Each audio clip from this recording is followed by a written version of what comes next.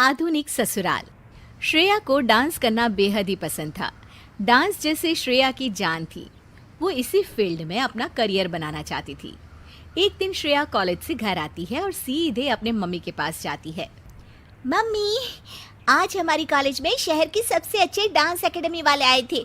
उन्होंने एक dance competition रखा है। जो इस कंपटीशन में फर्स्ट आएगा उसे वो एकेडमी फ्री में डांस ट्रेनिंग देंगे।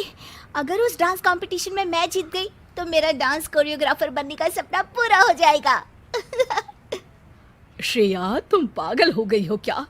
तुम जानती हो ये सब हमारे घर में नहीं चलता। पापा और दादाजी कभी तुम्हें इस बात की इजाजत नहीं देंगे। मम्मी प्लीज मुझे एक मौका तो देकर देखिए।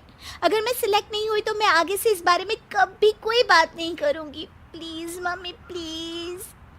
श्रेया, तुम एक अच्छे घर की लड़की हो, तुम्हें ये सब शोभा नहीं देता। अगर फिर भी तुम्हारी जिद है तो जाओ अपने दादाजी से बात कर लो। वैसे तो श्रेया अपने दादाजी से बहुत डरती थी, लेकिन वो ये मौका नहीं खोना चाहती थी, इसलिए हिम्मत करके अपने दादाजी से पूछ ही लेती है। दादाजी, मैं एक डांस कंपटीशन में पार्टिसिपेट करना चाहती हूँ। श्रेया, ये तुम क्या बोल रही हो? हमारे घर के संस्कार नहीं है कि हमारे घर की बहू बेटियां दूसरों के सामने नाचे। दादाजी प्लीज, ये मौका मुझे दोबारा नहीं मिलेगा। मैंने कह दिया ना, ना मतलब ना। हम तुम्हें कॉलेज में पढ़ा रहे हैं, यही तुम्हारे लिए बहुत बड़ी बात है। घर में अपनी माँ से घर के कामकाज सीखो ताकि कल ससुराल जाकर हमारा नाम रोशन कर सको। और आज के बाद अपनी जिंदगी में दोबारा डांस का नाम मत लेना। श्रेया बेहद दुखी हो जाती है और अपने कमरे में जाकर बहुत रोने लगती है।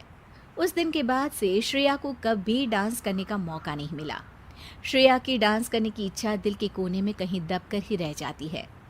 श्रेया के परिवार वाले बेहद ही पुराने ख्यालात के थे, इसलिए उन्होंने ग्रेजुएशन के बाद श्रेया की शादी कर दी। वो अपने ससुराल आ गई और बखूबी अपने ससुराल का काम संभालने लगी, क्योंकि श्रेया को तो यही सिखाया गया था कि तुम एक लड़की हो, तुम्हारा काम सिर्फ घर संभालना है, अपने सपने पूरे करना नहीं। ऐसे ही श्रेया की जिंदगी बीत रही थी। एक दिन श्रेया के ससुराल में कोई नहीं था। घर का हर सदस्य किसी न किसी काम से बाहर गया हुआ था। श्रेया म्यूजिक लगाकर डांस करने लगती है। वो डांस में इतनी खो जाती है कि उसे पता ही नहीं चलता कि कब उसकी सास वहां आ जाती है। अरे श्रेया, तुम डांस भी करती हो? सास की आवाज सुनकर श्रेया घबराकर म्यूजिक बंद कर देती है। घबराहट में श्रेया के पसीने छूटने लगते हैं। वो सोचती है कि अगर इस बात की शिकायत उसके मायके में कर दी तो क्या होगा। माँ जी, मुझे माफ़ कर दीजिए, मुझसे गलती हो गई। अरे बेटा, इसमें माफ़ी मांगने वाली क्या बात है? हमें तो पता ही नहीं था कि हमारी बहू रानी इतना अच्छा डांस करती है, और तुमने हमें कभी बताया क्यों नहीं? श्रेया अपनी सास के मुंह से ऐसी बातें सुनकर आश्चर्य में रह जाती है। अरे बेटा, घबरा क्यों रही हो? बात करो मुझसे। जी, मुझे घर में मना किया गया था कि ससुराल जाकर मुझे इस बारे में कोई बात नहीं करनी है।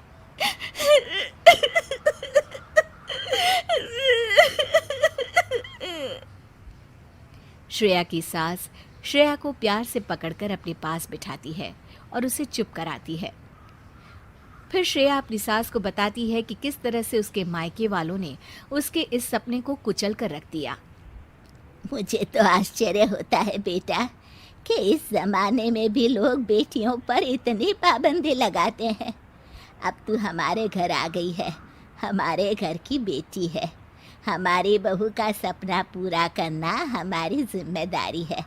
मैं आज ही सुनील से बात करती हूँ कि वो तेरे लिए एक डांस क्लास खोल दे, ताकि तू अपना सपना भी पूरा कर पाए और तेरे ही जैसी और बहुत सी लड़कियों का भी।